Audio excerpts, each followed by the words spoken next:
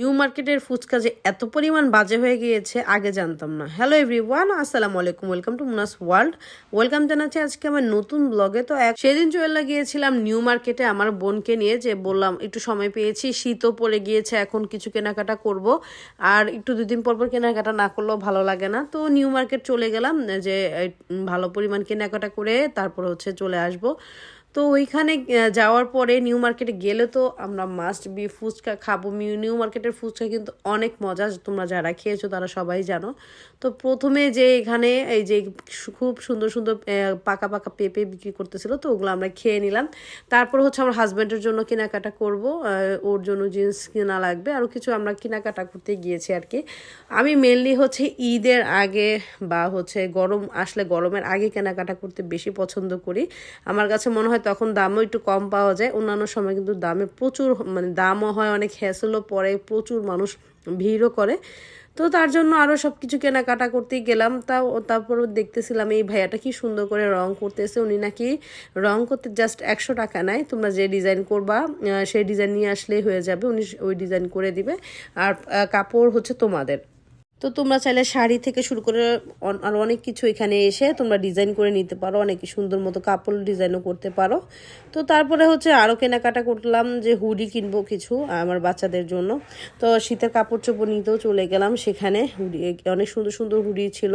আগে তো হুডি পরতাম, এখন বোরকা পরার পরে এখন আর পরি না। আর আমি সত্যি কথা বলতে আমি সোয়েটারই পরি না, যতই শীত আসুক না কেন আমি না সোয়েটার পরতে পারি না, আমার কাছে ভালো লাগে না সোয়েটারটা পরা। তো এই তো মেয়েদের তো আর কেনাকাটা শেষই হয় না। তো অনেক নিউ মার্কেটে সকালে গেলে একদম রাতে আসতে হয় বাসায়। টাইম নিয়ে গিয়েছিলাম সেদিন, অর্ডারের কাজ টাজ নেই, একদম টাইম নিয়ে গজ কাপড় থেকে শুরু করে একদম একসাথে 6 মাসের মার্কেট করে নিয়েছি। আমি বেসিক্যালি বেশি অনলাইন শপিং করি, কিন্তু নিউ মার্কেট বেস্ট। তারপরে ওখানে চলে গেলাম সেই ফুচকা খেতে। আমার তো কথা নিউ মার্কেটে ফুচকা বেস্ট ফুচকা। প্রথমে অন্য অন্য জায়গায় ভিড় ছিল দেখে এই ভাইয়ের দোকানে ফুচকা নিলাম। তো ওনাদের ভেলপুরিও নিয়েছে, ফুচকাও নিয়েছি। তো ওনাদের ফুচকাটা দেখে তো খুবই টেম্পটিং লাগছিল, কিন্তু ভাইরে ভাই খাওয়ার পরে আমার রিয়াকশন পুরাই উল্টা হয়ে গেছে। কিন্তু দাম কম ছিল, মাত্র 30 টাকা করে প্লেট ছিল এই ভাইয়াটার। তো এই ভাইয়ার ফুচকাটা মুখে দিয়ে আর পুরো হতাশাজনক হয়ে গেছে, যে আল্লাহ কি অবস্থা। টকের ভিতরে তো কোনো একদমই মজা লাগে না, কেমন জানি লাগছে, একদম বাজে টাইপের লাগছে। এত নিউ মার্কেটের ফুচকা যে এরকম করে ফেলবে এটা আমি আশাও করতে পারি নাই। আর মানুষও কি করবে, যে যেমনই হোক না কেন মানুষ ঠিকই খাচ্ছে। তো আমরা 2 বোন 2 প্লেট নিয়ে খাওয়া শুরু করে দিচ্ছি, কারণ খেতে তো হবে, ফুচকা তো আর না করা যাবে না। আর অর্ডার করে ফেলছি, এখন আর কিছু করারও নাই।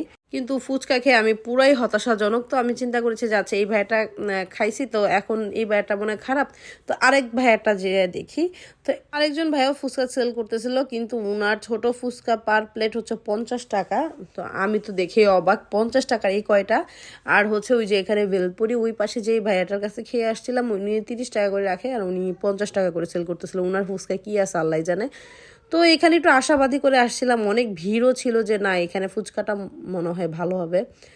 ভাইরে ভাই, এটার ফুচকাটা এত বাজে ছিল, আমরা খেতে পারি না, আমরা ওনারটা ফেলে দিয়ে আসছি। আমি আর আমার আপু কয়েকটা ফুচকা খেয়ে আর খেতেই পারতেছিলাম না, টকটা মনে হচ্ছিল নষ্ট। তারপরে কি বলবো, এরকম খারাপ ফুচকা আমার লাইফেও আমি খাই নাই। নিউ মার্কেটের মতো জায়গাও আবার এরকম ফুচকা বিক্রি করতেছে কিভাবে রে ভাই, আমার জানা নেই।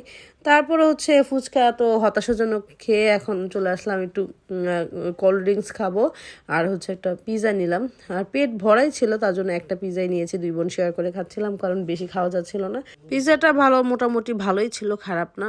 টেস্ট অনুযায়ী, দাম অনুযায়ী মাত্র 120 টাকা ছিল।